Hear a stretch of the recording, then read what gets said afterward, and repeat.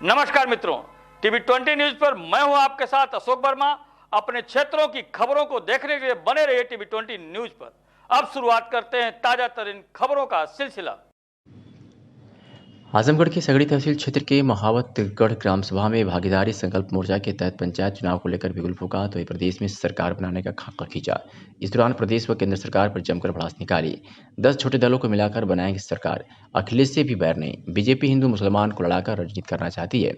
74 सालों में अति पिछड़ा अति दलित को गुमराह किया गया, पर जब भागीदारी देने की बात आई तो मोदी तैयार नहीं हुए।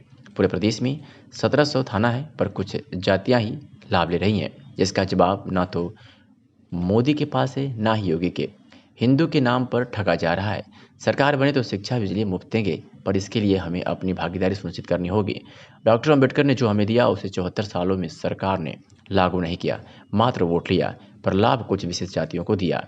वहीं महावतगढ़ ग्राम सभा में कोविड-19 के नियमों के तहत कार्यकर्ता बैठक की अनुमति स्थानीय प्रशासन द्वारा दी गई थी, पर बैठक भागीदारी संकल्प मोर्चा की पंचायत चुनाव की जनसभा में तब्दील हो गई।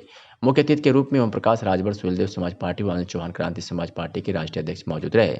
दिन में 1:30 बजे पहुंचे ओम प्रकाश राजभर ने अपने संबोधन में प्रदेश व देश की महंगाई को लेकर ललकारा, तो वहीं प्रधानमंत्री मोदी पर गुजरात के उद्योगपतियों के 6,66,000 करोड़ रुपए माफ पर सवाल उठाए। कहा, वोट लेंगे उत्तर प्रदेश और बिहार से पैसा माफ करेंगे गुजरात का। तो आपको बता दें कि सामाजिक न्याय समिति लागू न करने को लेकर ओम प्रकाश राजभर ने बड़ा बयान दिया है। उन्होंने कहा है कि उत्तर प्रदेश में अगली सरकार भागीदारी संकल्प मोर्चा की बनेगी। 10 छोटे दलों को मिलाकर सरकार बनाएंगे।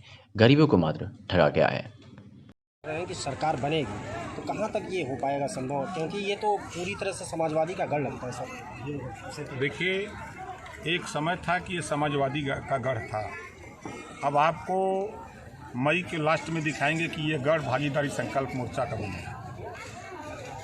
इस आजमगढ़ की 10 सीट पर एक बड़ा वोट भारतीय समाज पार्टी का है, दूसरा बड़ा वोट अनिल चौहान का है, तीसरा बड़ा वोट बाबू सिंह कुशवाहा का है, चौथा वोट प्रेमचंद प्रजापति बाबूराम पाल का है, पांचवा वोट रामसागर बिंद रामकन कश्यप का है। ये इतना खाली वोट मिला दीजिए, अब बताइए कहाँ है गढ़ किसका। और ओवैसी जी हमारे साथ हैं। अभी आपने देखा कि 12 जनवरी का आप लोगों ने देखा होगा शायद कि वो जुनून जज्बा जो सच्चाई है, 40 साल के नीचे का नौजवान वो अपने हक के लिए निकल पड़ा है, वो ओवैसी के साथ खड़ा है। सर, एक आवाज़ उठ रही है समाज और मुसलमानों की भी कि जो ओवैसी के साथ जा रहे हैं उस सभा का वोट काट रहे हैं। इस संबंध में आप क्या? देखिए, जब कल तक मैं पार्टी बना के निकला तो लोग मुझे कहते थे कि समाजवादी पार्टी ने इनको खड़ा किया, ये बसपा का नुकसान कर रहा है।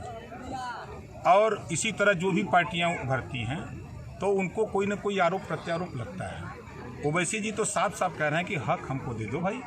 4 बार सरकार समाजवादी पार्टी की बनी उत्तर प्रदेश में और 1700 थाने हैं। हिस्सेदारी जब सिपाही बनाने की बात आई तब आपने तो ध्यान नहीं दिया। 826 ब्लॉक है, उसमें उनकी नियुक्ति के लिए तो आपने मुसलमानों को नहीं पूछा।